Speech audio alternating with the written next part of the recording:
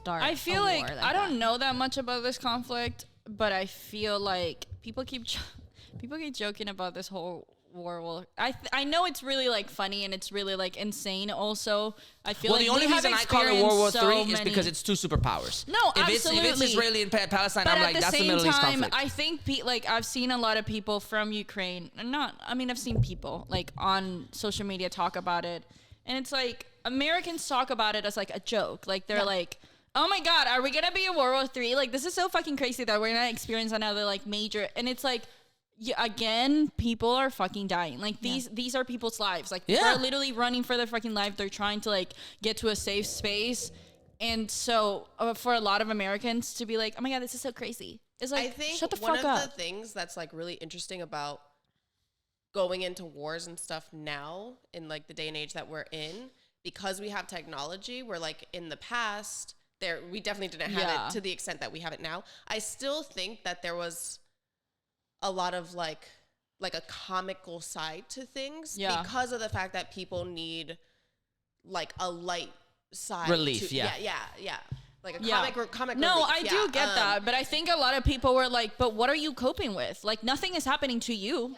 Right. So it feels so insensitive for like somebody who's not like you know, whenever like there's always shit like going on in Venezuela, like we tend to make jokes about it. Like we have like a whole like we have a fucking field day on Twitter. Like but that's like it's one of those things where it's like I can do it because it's my fucking business. You know what I mean? Like, but isn't that on brand with American imperialism though? Yeah, American culture, 100%. like we're totally on brand with it. But the thing that's obviously that's true, and that's what they're saying. And they're being like, of course, like y'all are so fucking out of touch with like what's happening that number one, you have to make this about yourselves, and number two, you have to be fucking insensitive while doing it. But that's a point. It's like it's still worth criticizing. Just because we're used to it doesn't mean anything. It's like people are you care about whether or not you're like fuck off, bro. Like this is a conflict that has gone on for so fucking long, and that is like genuinely really fucking scary. Like you have never experienced something like that in your entire life, so shut up. Well, like, you it's don't know what actually you're pretty talking scary about. for the world in general, because Putin doesn't seem to be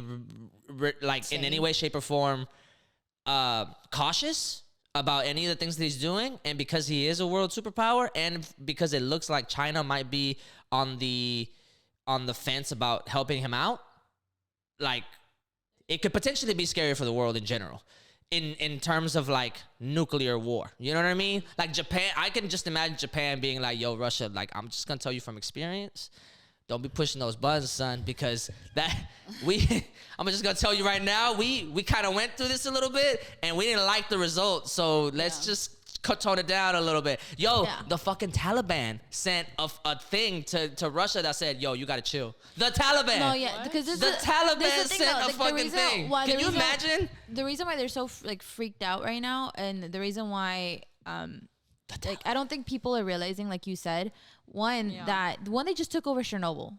Yeah, which is scary because that's a nuclear plant. And it was reported more than higher levels of radioactive activity in the past 8 hours in Chernobyl than before. The idea that they're fucking around with nuclear weapons again is scary. And two, I don't think people realize, especially as we were talking about big cities, the biggest cities that are going to be targeted in terms of the United States, which is really Russia's main target here. Russia doesn't give a fuck about any other country, because one bomb could pretty much like nuke out all of the UK. So it's like not that big of a deal. They care more about a big superpower like the United States. Houston, with all its ports and all of its international affairs. New York, with all its people and its international affairs.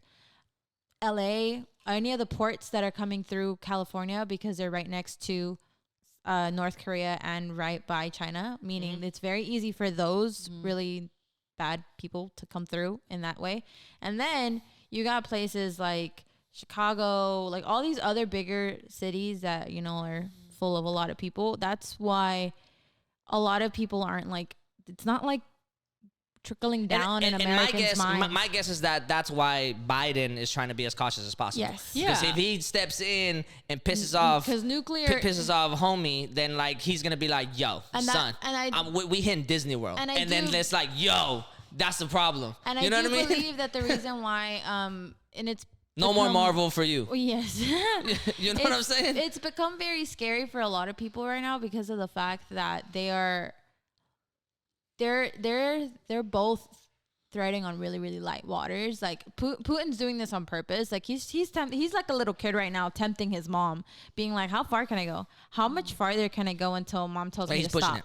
Yeah, like, you know what I mean? So he's gonna keep going and keep going, and unfortunately, Ukraine is the one that's gonna have to take the hit for everybody because it just so happens that they are not backed up by anybody technically. So because they didn't join the alliance. They didn't join anything. Yeah. Yeah.